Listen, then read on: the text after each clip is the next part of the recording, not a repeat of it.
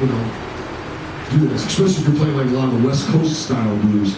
Does everybody know like the different type of blues? Because I mean, you got, wow. It all pretty much started down in Mississippi, the Delta, with guitars like the cigar boxes and then the resonators and all of that stuff. And then electric guitar came about with Charlie Christian in the early 40s. And then you started getting all the different guitar players and, you know, all the differences. Just like Chicago, the West Side had the minor blues and the South Side had more of, you know, the slick. Well, they didn't do too many minor. I don't know anybody who recorded any minor stuff out of Chicago, but Texas had its style coming out of Charlie Christian, T-Bone Walker, the guitar player in Nat King Cole Band was a big influence on Moore, right. He influenced a lot of the guys like T-Bone, Clarence Gatemouth Brown, Pee Wee Creighton, that whole era out of there.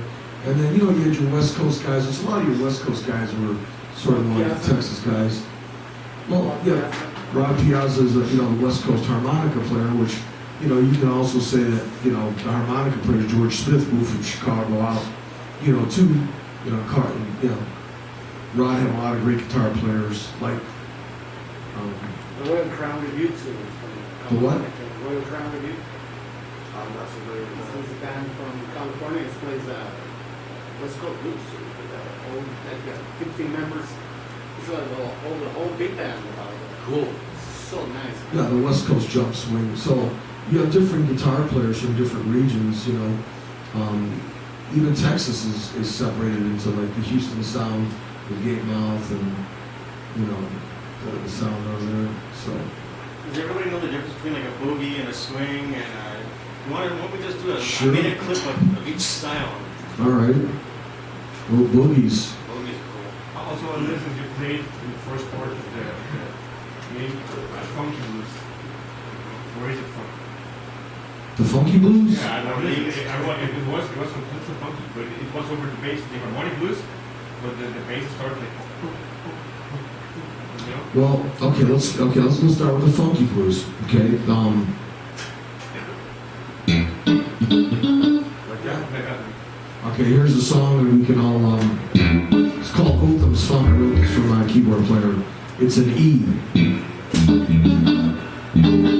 Can I get some more juice on this? A little more game? A little bit more game, yeah. Whoa!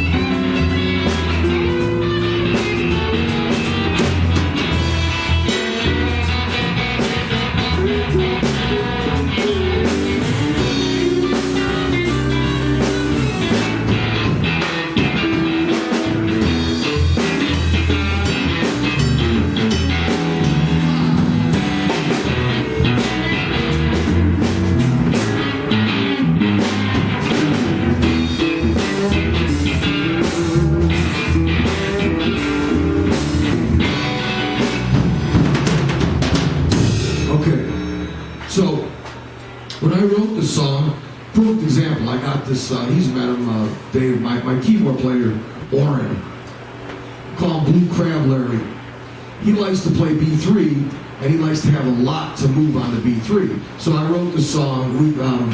Some other guy called him Otham, so we call him Otham's Funk.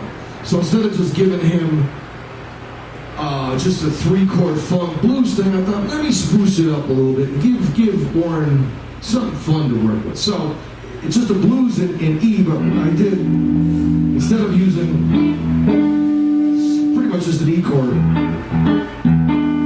that's the 1 chord, then I go to 4, give a big A13th, then throw this A flat in there, G, then F sharp.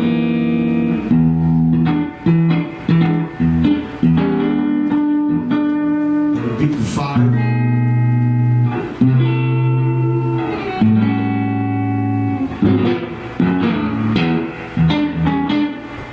And so he's got a lot of fun to do with it. Then if people are bored, I just sing, let the good times roll. You know, people want to hear some vocals. So it's kind of like a warm-up tune. So that's a funk. How would I, now what is that? You know, what style, what influenced me to write that song? It's kind of a West Side Chicago, Lucky Lopez, hip-hop, something funky, something to get people, you know, dancing. So it's a song I just wrote, you know, it's just, that's that. Any questions on that funk?